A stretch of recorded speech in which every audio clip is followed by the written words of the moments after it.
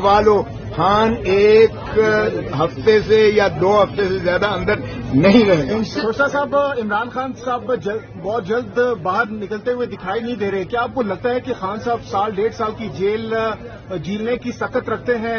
اتنا اسٹیمنا ہے ان کے اندر؟ سکت تو اس کی ساری عمر کی ہے. میں ملاقات کر چکا ہوں. اس نے کہا 100 سال بھی رکھا جائے تو میں عوام کی خاطر لڑتا رہوں گا، عوام کو اس غلامی سے جو ہے چھٹکارا دلا کے رہوں گا.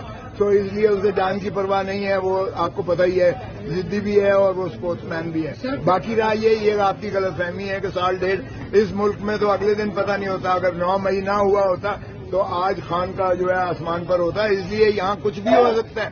اور خان مجھ سے لکھوا لو، خان ایک ہفتے سے یا 2 ہفتے سے زیادہ اندر نہیں رہے گا. نواز شریف صاحب نے جو اعلان کیا تھا اور کل میئر ترامیم کا فیصلہ بھی سپریم کورٹ نے قرار دیا. نواز شریف نہیں آئے گا. اگر آپ نہیں آئے گا. تیاریاں شروع کر دی ہیں، استقبال کی تیاریاں شروع کر دی ہے، تنظیم سازی شروع کر دی ہے. نواز شریف آپ کو وکیل کرتی ہے نواز شریف کے کیس میں، تو آپ تیار ہیں؟ کوئی تگڑی چیز لے کر وکالت کریں گے؟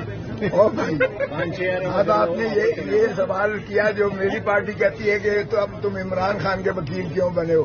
دیکھو وکیل ہوتا ہے. اور دوسری بات یہ ہے کہ سائل کا، پاکستانی ہر شہری کا، اس کا آئینی حق ہے آرٹیکل 10 میں کہ وہ اپنی مرضی کا لائر آف ہز چوائس، اپنی مرضی کا وکیل رکھنا اس کا بنیادی آئینی حق ہے، فنڈامنٹل رائٹ ہے، جس کو کوئی قانون جواب بتا رہا ہوں.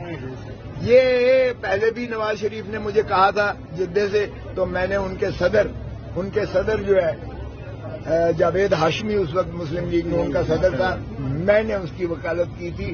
راجہ ظفر الحق بھی موجود تھے عدالت میں، اس وقت ظفر علی شاہ صاحب بھی موجود تھے. ان کی ساری قیادت مسلم لیگ نون کی موجود تھی جب میں نے بحث کیا تھا. محترم نواز شریف صاحب نے جدہ سے آپ دوبارہ کرنے کے لیے تیار ہیں وکالت؟ میں نے تہمینہ دولتانہ کے کیسز کیے تھے، میں نے مسلم لیگ نون والوں کے کیسز کیے ہیں.